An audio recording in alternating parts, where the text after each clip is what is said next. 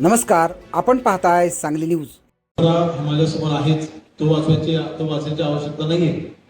त्या बांधकामाच्या आता ह्या सगळ्या घोषवारामध्ये जी कामं अपूर्ण राहतात, जी कामं शेवटी उद्देश काय असतो ती कामं झाली पाहिजे, ती अपूर्ण का राहतात त्याचे कारण, त्या कालावधीत तुम्ही काय वर्किंग करताय हे आढावा बैठकीत आलं पाहिजे. बरं की नाही? फक्त ते वाचून दाखवणं ही जबाबदारी आहे तुमची. आढावा बैठकीमध्ये तुम्ही सोल्युशन काय काढणार आहात, जे काही अडचणी आता आलेल्या आहेत त्या काय अडचणी आलेल्या आहेत, तुम्ही मंत्री म्हणून तुम्ही शासन म्हणून ते तुम्ही आम्हाला सांगितलं पाहिजे. त्याच्यावर आपण सोल्युशन काढणं हे आमचं काम आहे. तुम्हाला ज्या तुम्ही फक्त वाचून दाखवताय.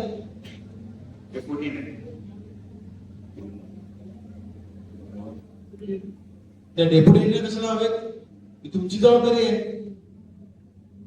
ग्रामपंचायतच्या मालकीच्या रस्त्यावरती किंवा जिल्हा परिषदच्या मालकीच्या रस्त्यावरती कुठली काम विकास होत असतील त्याचा आढावा घेणं, त्याची माहिती घेणं आणि त्याची पूर्णपणे प्रगती करणं ही तुमची जबाबदारी आहे.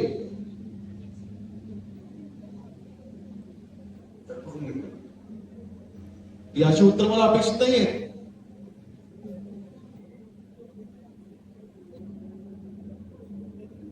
या पुढे घ्या तुमच्याकडे आपल्याकडे आता जे काही बांधकामाच्या बाबतीत तुम्ही आढावा बघितला पाहिला आहे, तर तुमच्याकडे विशेष कार्य उमेद अभियानामध्ये तुम्ही काय केलंय? जी पाणीपट्टी वसुली किती, घरपट्टी वसुली पाणीपट्टी वसुली तर माझी सरासरी 80% आहे आणि घरपट्टी वसुली आता यावेळी काळामध्ये जास्त झाली. तर काही ग्रामपंचायतीची 98%, काही ग्रामपंचायती 99% ग्रामपंचायत बाकी यावेळी काळामध्ये चांगली वसुली झाली.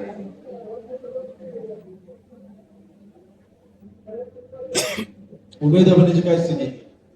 उमेदमध्ये काय विशेष काम केले? ते आता अभियान काळ बचत गटाची स्थापना करणे, बचत गटाचा सहभाग जास्तीत जास्त करून आम्हाला अभियानात काळाची बचत केली.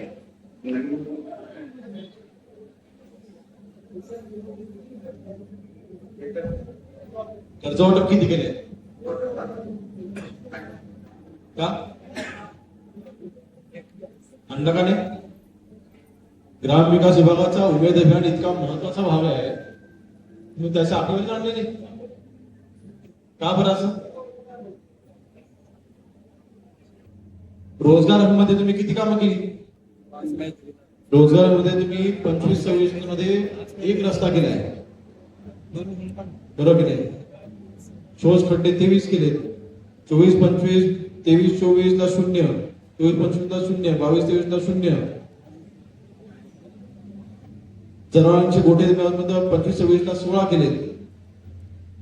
मागच्या वर्षी 24-25 ला तुम्ही 110 केले होते. 110 वर डायरेक्ट 16 वर आलेला जनावरांच्या गोठ्यांमध्ये. काय एवढी अधोगती का? रमेशचा परफॉर्मन्स काही इतका चांगला नाहीये. शाळांचे कंपाऊंड वॉल असतात,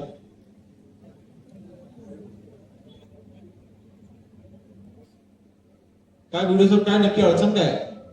तुम्हाला किती वेळ इथे किती वर्ष झाली? 4 महिने होते, काही कमी नाही. यामध्ये कुठे होतात? कुठे? सांगली जिल्ह्यामध्येच आहे ना. या जिल्ह्यात होता पण ते लांब होतात. मग काय काम करायची इच्छा नाही का?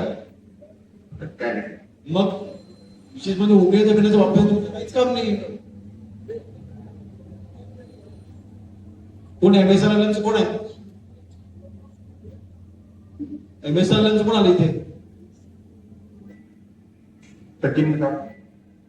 उमेद अभियान कोण बघतं?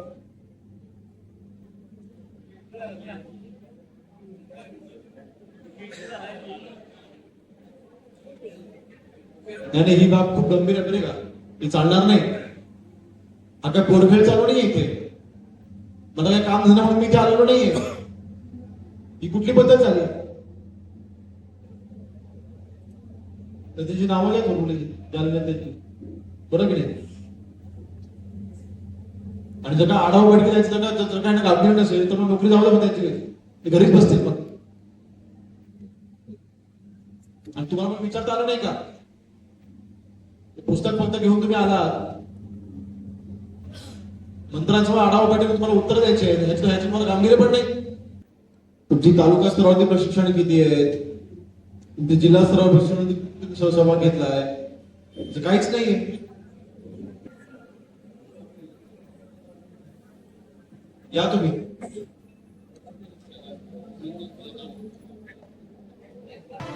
सांगली न्यूजसाठी विद्याधर कुलकर्णी, विटा.